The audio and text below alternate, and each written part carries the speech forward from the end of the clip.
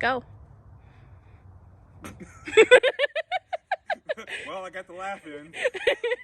Hey guys, this is another episode of Mango Hick Farms, and we did a thing. We bought a trailer.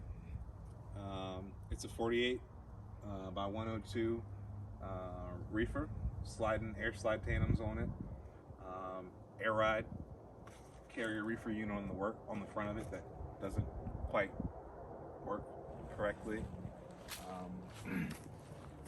2003.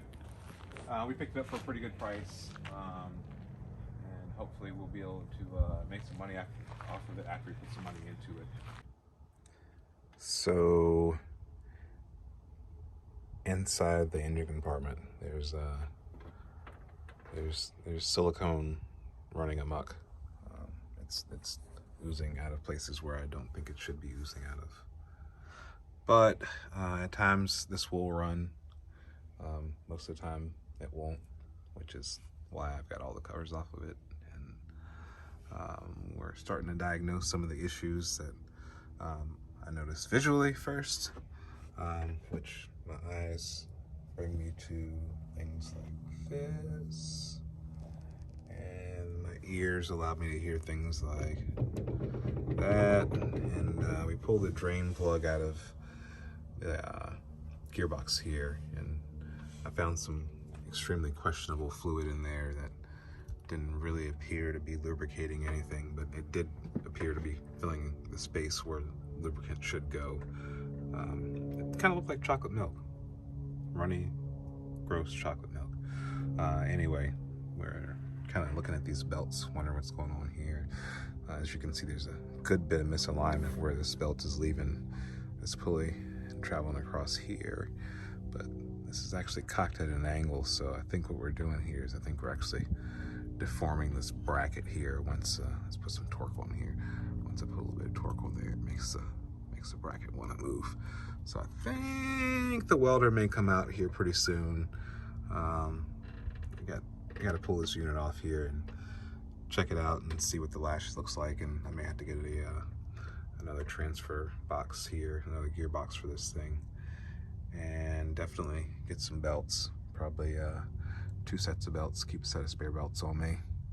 And then I'm gonna try to figure out why this connector for this solenoid here, which I'm pretty sure this is your high-low solenoid that the ECU over there kicks the compressor or the engine into high speed and low speed operation mode. But I think it's just been kind of locked into a fairly high speed, because when it actually does run it sounds like it's running on high speed. But then again, it is a carrier, and from being in and out of truck stops through the years, I've noticed that carriers are a little bit louder than Thermo Kings, so I'll take that with a grain of salt.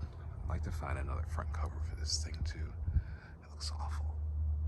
The rest of the trailer is really in good shape for the most part, but that looks awful.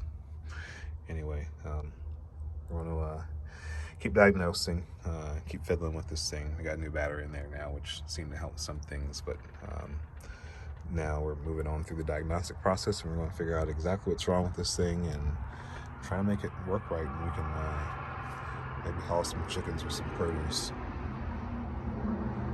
Yeah. Say hi, Julia. Hello. Anyway, we're going to go ahead and finish tackling some maintenance issues on this, and we'll show you some more of the trailer as well. There's a little spot on the side of the trailer cosmetically over here. I don't think it's too structural. They had a little boo-boo right here, but that wasn't me. That was part of the knocking down the price of the trailer. It's got some nice toolboxes on the side. Store quite a few things in here. Remain on the road. Nice spare tire rack.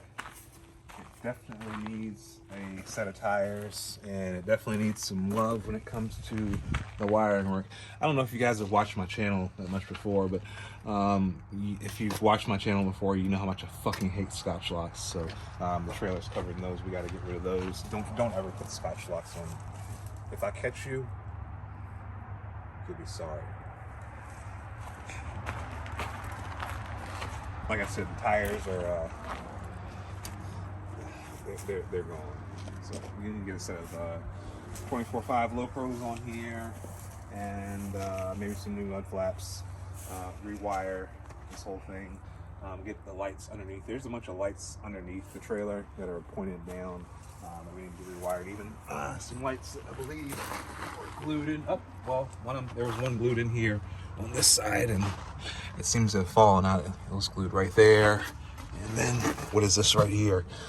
What in the monkey? This can't stay like this. But what happened right here? Kind of looks like, uh-oh. It's not a good sign. Get back in there. I need that. Let's get out from underneath here before I find something else I don't like.